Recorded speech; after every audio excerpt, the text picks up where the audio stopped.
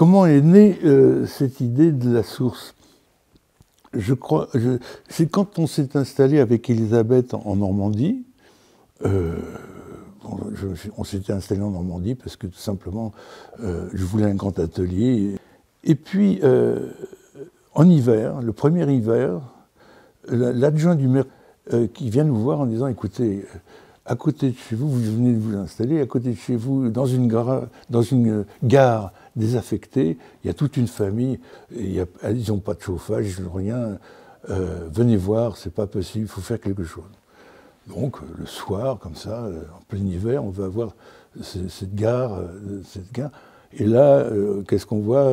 5 ou 6 enfants complètement grelottants de froid, une mère dans un état d'ivresse. On apprend que l'adjoint nous dit que le compagnon était en prison. Et donc, pas de carreaux aux fenêtres. Là, il fallait faire tout de suite quelque chose. Donc on appelle un peu les gens du village, et hop, on commence à mettre du carton aux fenêtres. Et ma première réaction, c'était de dire à ce maire, à cet adjoint, mais attendez, il y a des services sociaux en France, qu'ils ne font rien, que c'est pas possible. Et me dire, mais si, il y a une personne qui s'occupe de cette famille, c'est un éducateur, on peut vous le présenter demain si vous voulez. Je dis, ben très bien.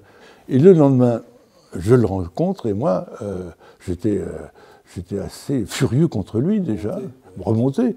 Et je lui dis, mais c'est pas possible, vous ne faites pas votre boulot, comment vous pouvez laisser une famille comme ça? Il me dit, ah, mais moi, des familles comme ça, j'en ai une quarantaine de familles comme ça, qu'est-ce que vous voulez que je fasse? Vous voulez que je les mette tous chez moi? Donc on commence, il me dit, mais écoutez, puisque vous semblez avoir des très bonnes idées, je vous fais passer pour mon assistant et vous venez visiter toutes les familles. Je pars avec lui en tant qu'assistant et je fais ces familles. Et là, j'ai vu des choses hallucinantes. Mais l'échec social à ce point-là, on n'en parle pas.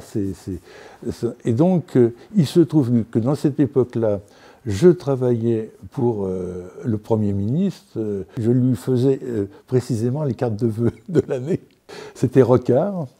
Et je profite de cette occasion pour parler à Rocard. Et je lui dis, si vous étiez à ma place, qu'est-ce que vous feriez?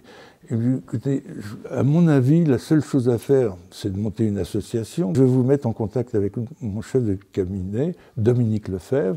Dominique Lefebvre me dit, bon ben voilà, il faut que vous fassiez une association. Et là, c'était bien parce que j'étais porté un peu par le cabinet du Premier ministre, donc services sociaux, etc. Et très rapidement, il faut que vous écriviez un projet pour ce que vous voulez faire, comment vous voyez les choses. Alors j'ai réuni quelques amis qui sont devenus notre conseil d'administration. C'était un milieu d'artistes, et peut-être que les artistes peuvent se mettre à la disposition d'un groupe d'enfants, responsable d'un groupe d'enfants, et puis l'éducateur qui est envoyé par des services sociaux spécialisés. On a créé comme ça la source. Enfin bon, on a créé la source, et voilà, et très rapidement, on a évidemment commencé par des ateliers de peinture, mais très rapidement, ça s'est développé, des ateliers de théâtre, des ateliers après en 30 ans, on a eu tous les médiums possibles, c'est-à-dire théâtre, art vivant, ça c'est ce qui plaît le plus pour les enfants, danse, et puis des voyages aussi. À travers cette famille qu'on avait rencontrée, on a discuté avec cet éducateur qui m'a parlé un petit peu dans comment il vivait ça. Et en fait, ce sont des enfants de familles défavorisées. Quand j'ai vu regarder ces enfants, je les connaissais, ces enfants, parce que dans mon enfance, on me retirait souvent le plus possible de ma famille. Franchement, mon père était un personnage un peu difficile, et donc on me mettait à la campagne. Et à la campagne, j'étais chez un oncle et une tante que j'adorais. D'ailleurs, cet oncle et cette tantes ont beaucoup d'importance, même pour mon métier de peintre. Aujourd'hui, on dirait que cet homme faisait de l'art brut. il faisait un dessin par an pour savoir s'il ne perdait pas la main. Bon, il faisait un lièvre, c'était un chasseur. Par exemple, il plantait un jeune arbre dans une jante de voiture, une vieille jante de voiture, et puis il peignait au minium, vous savez, peinture argent, comme ça, donc ça donnait un truc en argent, et il en faisait un porte-manteau. Parce que l'idée, c'était d'inventer, c'est ça qui était extraordinaire. Et j'étais un peu son seul spectateur, même ma tante se moquait un petit peu de lui et tout ça. Donc, dans cet univers-là, je retrouvais, avec ses enfants, j'avais été dans ce village, dans l'école du village. Vous savez, c'est dans une classe où il y a tous les enfants de toutes les classes, les tout petits jusqu'au certificat d'études. Et moi, j'ai été à l'école dans ces classes-là, et il y avait plus d'enfants de l'assistance publique. On disait à l'époque l'assistance publique. On vivait un peu sur le fric que donnait l'assistance publique aux familles. C'est-à-dire que c'est une manière de gagner, dans les campagnes, c'était une manière de se faire de l'argent. Donc là, j'ai vu des enfants, j'ai vu des enfants terribles, quoi, parce qu'ils avaient des histoires terribles à raconter. À cette époque-là, moi, je ne pouvais rien faire, j'étais un enfant, mais me souvenant de ce qu'ils me racontaient à l'époque, je me suis dit, et quand j'ai retrouvé ça, une fois adulte, je me suis dit, peut-être c'est le moment de ne pas laisser passer. Je ne pouvais rien faire enfant, mais là, maintenant que j'étais devant adulte, là, il était temps de faire quelque chose. C'est pour ça que je n'ai pas décidé de faire la source.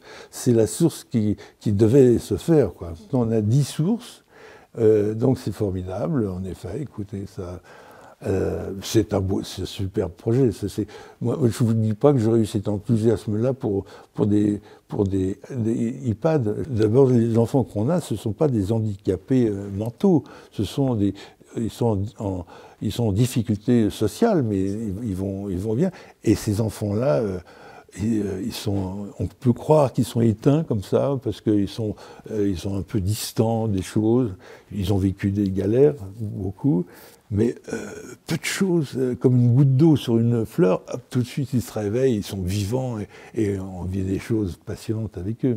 Nous, ça nous a fait très plaisir de voir que PBO s'intéressait à nous parce que, en effet, l'histoire de PBO, c'est d'être très impliqué dans les enfants, dans le sort des enfants, dans comment un enfant peut se construire, la confiance que vous faites vous-même dans un enfant. Donc à ce niveau-là, on se rencontre vraiment. Et moi, je suis évidemment très touché que vous nous aidiez dans cette aventure.